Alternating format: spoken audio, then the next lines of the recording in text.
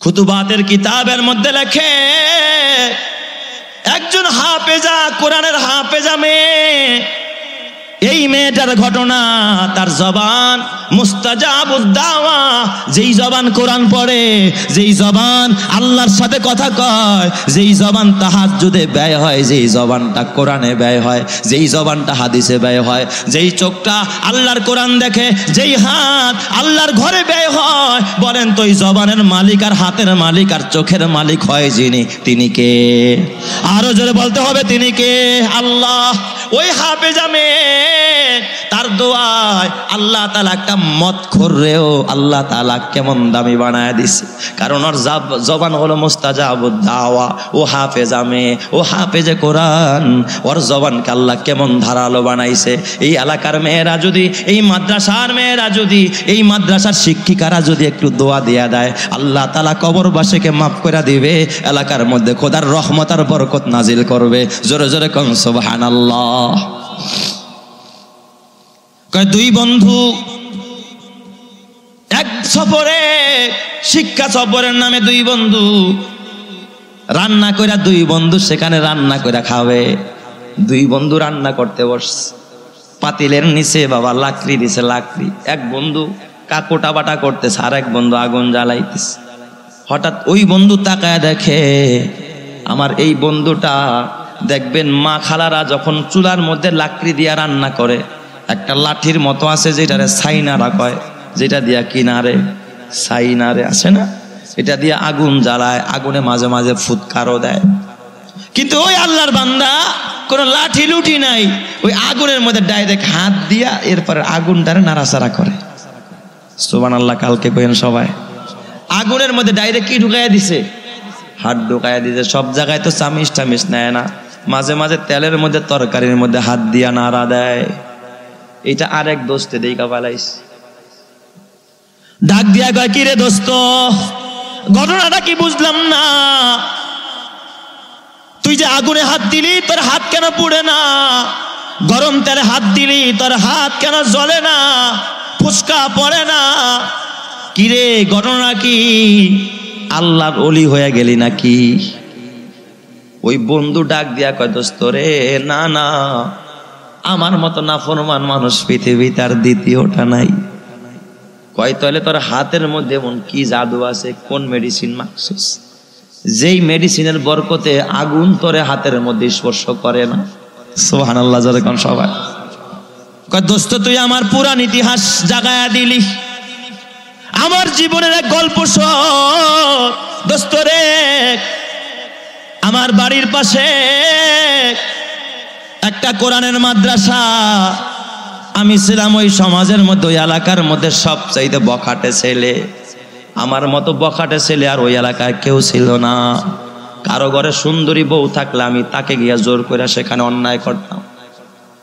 আমি ছিলাম মাদক সেবিক, আমি ইয়াবা খাই, আমি ফেনসিডিল খাই, আমি চুরি করছি, আমি ডাকাতি করেছি, আমি দর্শন করেছি, জিনা করেছি, এমন কোনো গুনাহ নাই যা আমার জীবনে হয় নাই। আমার বাবা একজন জমিদার, টাকার গরমে কেউ আমারে কিছু বলতেও সাহস পায় না। আমার হাত, আমার কালো হাত সব জায়গায় সম্প্রসারিত হয়, কিন্তু আমার পাশের একটা মাদ্রাসা, আমি একজনের কাছে, এক বান্ধবীর কাছে খবর পাইলাম এই মাদ্রাসায় নাকি একটা কোরআনের হাফেজা আছে, অপরূপা সুন্দরী সুরুষী মেয়ে। এই মেয়েটা যেমন লম্বা চূড়া তেমন সুন্দর। আমি বর্ণনা শোনার সাথে সাথেই তার প্রেমে পড়ে যাই। ওই হাফেজা মেয়েটা দেখার জন্য পাগল হয়ে যায়। কেমনে দেখা যায়? মেয়েরা তো দেখা দেয় না। আমি একটা গাছের মধ্যে উঠা চেষ্টা করলাম যে মেয়েটা পর্দার ভিতরে, চার দেয়ালের ভিতরে কোন সময় গোসল করতে যায়, কখন সে মাঠের মধ্যে বের হয়, এই সময়টা আমি মেয়েটাকে একটা নজর একটু ভালো করে দেখে নিব, মেয়েটাকে আমি একটু ভালো করে দেখব। আমি আড়ালে গাছের মধ্যে উঠা, দেখবেন এই রকমের কপাল পরা মানুষ আছে না নাই? ইমাম সাহেবের বিবিরে দেখার জন্য গাছের আগায় উঠে, এমন বখাটে সন্তান সমাজে আছে না নাই? গাছে উঠছে এই সুন্দরী মেয়েরে দেখবে। এক পর্যায়ে আমি আড়াল থেকে দেখে ফেলি, আসলেই দেখি মেয়েটা বড় সুন্দরী। আমি খালি রাস্তায় উৎপেতে থাকতাম, কখন মেয়েটা বাসায় যায় আমি তার সাথে, যদিও বোরকা পরে যেত, তার সাথে আমি কথা বলতে চেষ্টা করি। এক পর্যায়ে তাকে আমি প্রপোজ করি, অফার দেই, বিয়ে করার অফার দিই। কিন্তু মেয়েটা এক কথাই বলেছে, আমার গার্জিয়ান আছে, বাবা আছে, আমার বাবার অনুমতি ছাড়া, হুকুম ছাড়া আমি কোনো কথা বলতে পারবো না। চিৎকার মেরে কোন সুবহানাল্লাহ। বলেন তো এরকমের অবৈধ প্রেম প্রীতি আমাদের সমাজে আছে না নাই? হ্যাঁ, দেখাও লাগে না, খালি ফোনে একটু কথা কইছে আর কণ্ঠটা সুন্দর পাইছে, দেখবেন যে কি কওয়া শুরু করে ফোনের মধ্যে, মনে হয় যেন আসমান জমিন সব দিয়ে আলায়। যুবক বুড়া বাবা হাতে পায়ে ধরে বইলা যায়। এবার ওই ছেলেটা তার বাবারে দিয়া ওই মেয়েটার বাবারে প্রস্তাব করছে যে আপনার এই সুন্দরী হাফেজা মেয়েটা আমার ছেলের কাছে বিয়ে দেন। ওই মেয়ের বাবাও ছিল বড় দিনদার, হাফেজের বাবা। হাফেজা মেয়ের বাবা কয় না না, আমার একমাত্র কন্যা এ কোরআনের হাফেজা হয়েছে, যদিও আমি গরিব মানুষ, আমি ঠেলা চালাই, আমি ঘোড়া চালাই, আমি কামলা কিষান দিয়া খাই, তারপর আমার হাফেজা মেয়েটা, আমার কোরআনের হাফেজা মেয়েটা একটা বখাটে ছেলের কাছে, একটা মদখোরের কাছে, একটা গাঞ্জাখোরের কাছে, একটা উদ্ভট ছেলের হাতে আমার মেয়েটাকে তুলে দিতে পারি না। কথা ঠিক কিনা জোরে কর? টাকা যতই থাকুক আমি আমার মেয়েকে এখানে দিব না।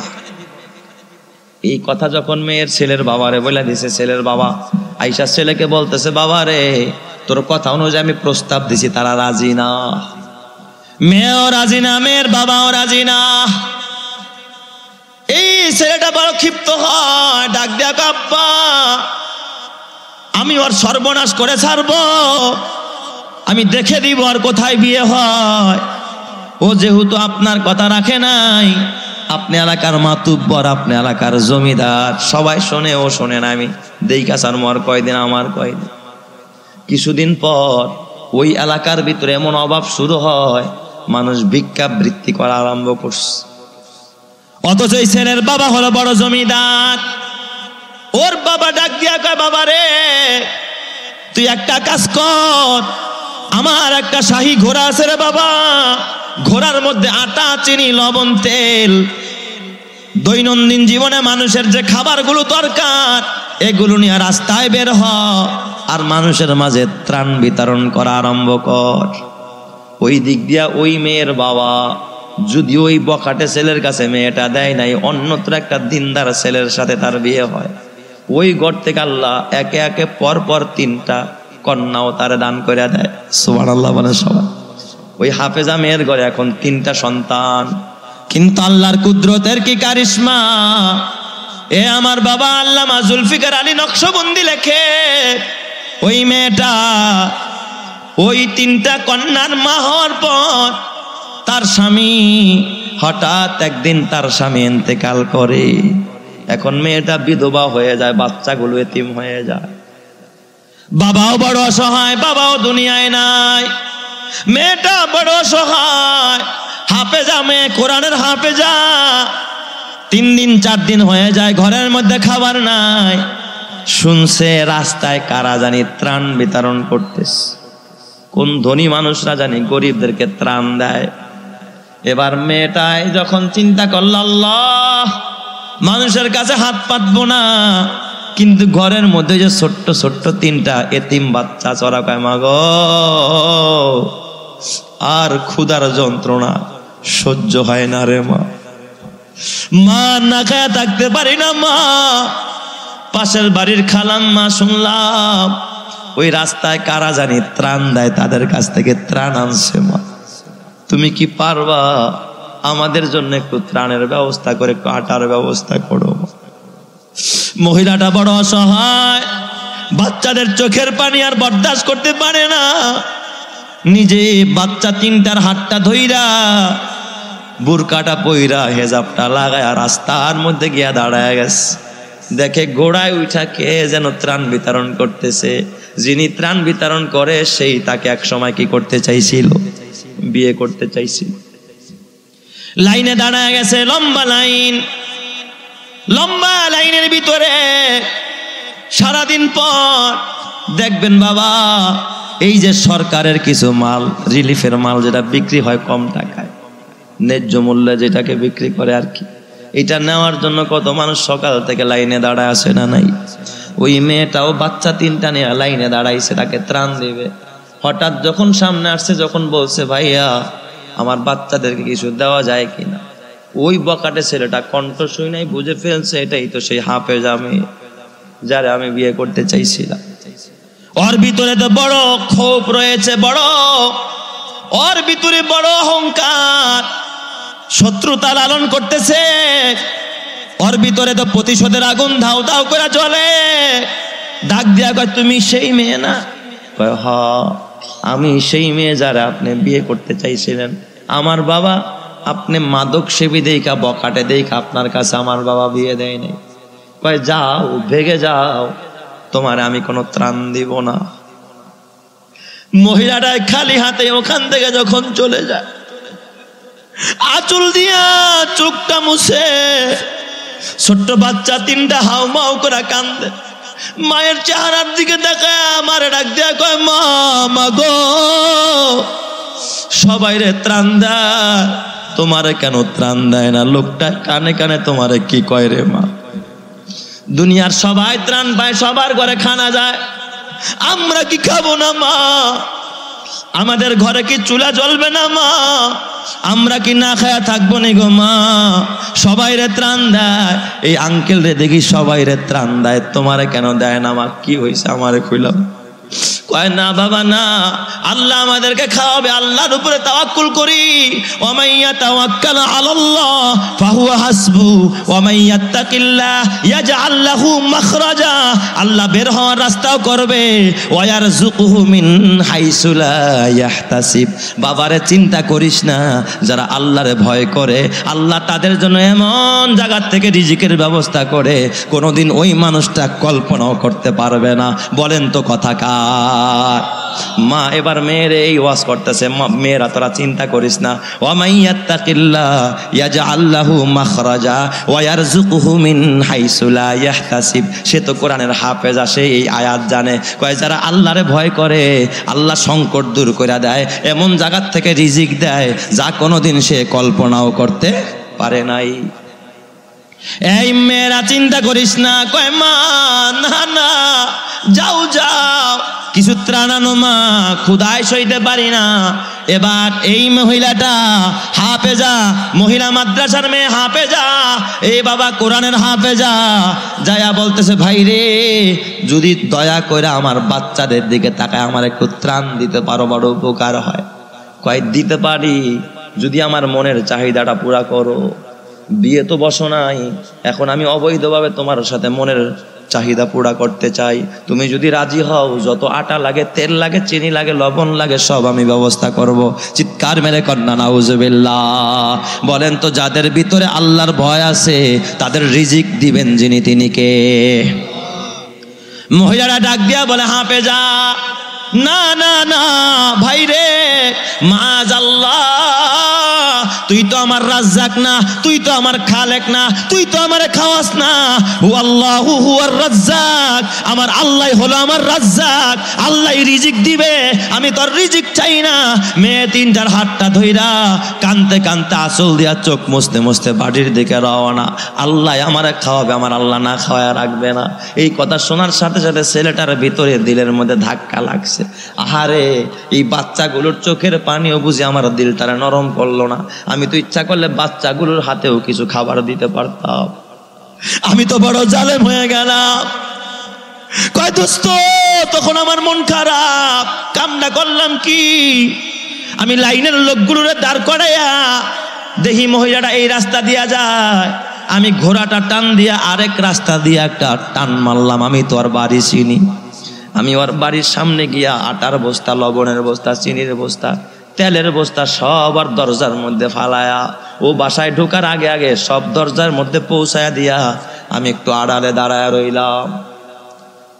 আমি আড়ালে দাঁড়ায় রইলাম, দেখি মেয়েটাই কি করে।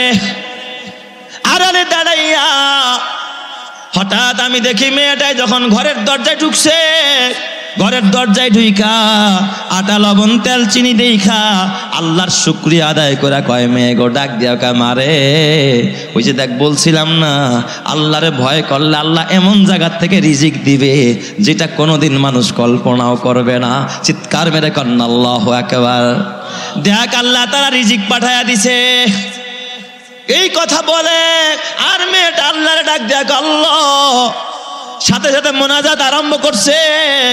আল্লাহ গো,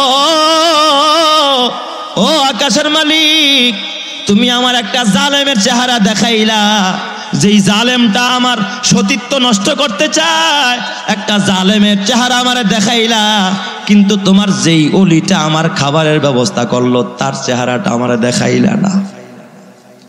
বলেন তো ওই জালেম আর খাবার যে দিয়েছে দুইজন না একজন? কথা বুঝছেননি? আল্লাহ তুমি জালেম ডারে আমার দেখাইলা, কিন্তু যেই লোকটা আমার খাবারের ব্যবস্থা করছে তুমি তো তারে আমারে দেখাইলা না। লোকটা আড়াল থেকে শুনতেছে তার মোনাজাত। মালিককে ডাক দিয়া আল্লাহ, আল্লাহ গো, আমি তোমার ভয়ে গুনাহ ছেড়েছি রে আল্লাহ, তাকওয়ার কারণে আল্লাহ আমি ওর কুপ্রস্তাব কবুল করি নাই। তুমি ওলি পাঠায়া দিছ, ওলিরে দিয়ে আমার ঘরের দরজায় খাবার দিয়া দিছ। আল্লাহ আমি ওলিটারে দেখতে পাইলাম না, যদি পাইতাম তারে আমি একটু খেদমত করতাম, তার জন্য আমি একটু হাত তুইলা দোয়া করতাম। আল্লাহ ওলিটার চেহারা আমারে দেখাইলা না। আল্লাহ গো, তুমি আমার ওলিটার চেহারা দেখাইলা না। তবে মালিক, এই বিপদের সময় আমার বাচ্চারা কান্দে, তিনটা এতিম বাচ্চা কান্দে, এই সময় যে আমার ঘরে খাবারের ব্যবস্থা করছে, ও গো আরশের মালিক, তোমার কাছে আমার ফরিয়াদ, আয় আল্লাহ, যেই হাত দিয়া আমার ঘরের দরজায় খাবার পৌঁছায়া দিছে, আল্লাহ ওই হাতের জন্য তুমি জাহান্নামের আগুনকে হারাম করে দাও। মুস্তাজাবুদ দাওয়া, হাফেজে কোরআনের জবান দিয়া দোয়া বের হয়ে গেছে। আল্লাহ যে হাত দিয়া হাফেজে কোরআনের খেদমত করছে, এই আটার বস্তা চিনির বস্তা রেখেছে যে ওলিটা, আল্লাহ গো ওই হাতের জন্য জাহান্নামের আগুন হারাম করে দাও, দুনিয়ার আগুনেও তুমি পোড়াইও না।